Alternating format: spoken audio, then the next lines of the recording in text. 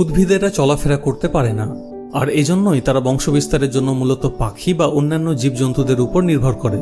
কিন্তু আজ আপনাদের এমন এক ধরনের উদ্ভিদের সাথে পরিচয় করাবো যাদের বীজ মাটিতে ঝরে পড়ার পর নিজে থেকেই এদিকে ওদিকে হেঁটে বেড়ায় সঠিক জায়গার সন্ধানে।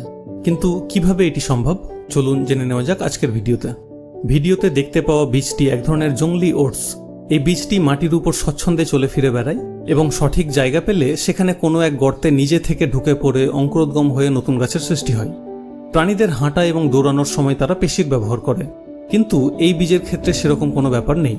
বাতাসের আর্দ্রতা এবং তাপের প্রভাবে বীজের সাথে যুক্ত খোঁচা খোঁচা লম্বা সেলুলোজ তন্তুগুলো কখনো কুঁকড়ে যায়, আবার কখনো প্রসারিত হয়। কম আর্দ্রতায় তন্তুগুলি কুঁচকে যায়, আবার আর্দ্রতা বৃদ্ধি পেলে তন্তুগুলো প্রসারিত হয়। ব্যাপারটা অনেকটা শুকিয়ে যাওয়া সবজিকে ঘণ্টাখানেক জলে ভিজিয়ে রাখার পর যেরকম সতেজ ও চকচকে মনে হয় সেরকম।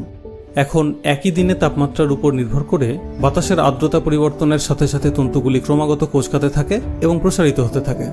আর ঠিক এই জন্যই তারা সময়ের সাথে সাথে এক জায়গা থেকে অন্য জায়গায় অনায়াসে সরে যেতে পারে।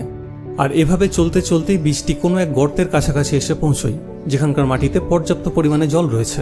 এরপর আর কি, বীজটি তন্তুগুলোর সাহায্যে সেই গর্তের মধ্যে ঢুকে পড়ে এবং অঙ্কুরোদ্গমের মাধ্যমে পরবর্তীতে নতুন উদ্ভিদের সৃষ্টি হয়।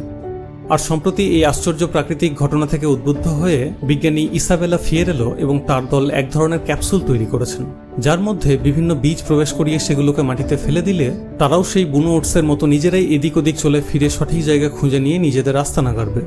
সেই বিজ্ঞানী দলের বিশ্বাস যে তাদের এই ক্যাপসুল ব্যবহার করে ভবিষ্যতে রুক্ষ এবং শুষ্ক অঞ্চলে বা দাবানলে নষ্ট হয়ে যাওয়া অরণ্যে বৃক্ষরোপণের কাজ অনেক দ্রুত গতিতে এগিয়ে নিয়ে যাওয়া যাবে, যেখানে কোনো বীজ অনুর্বর জায়গায় পড়ে থেকে নষ্ট হবে না। তো এই ছিল অদ্ভুত বীজের হাঁটাচলা নিয়ে আজকের ভিডিও। আপনারা যদি আলো বিকিরণকারী গাছ সম্বন্ধে জানতে চান তাহলে ডান দিকের ভিডিওটিতে ক্লিক করুন। ধন্যবাদ।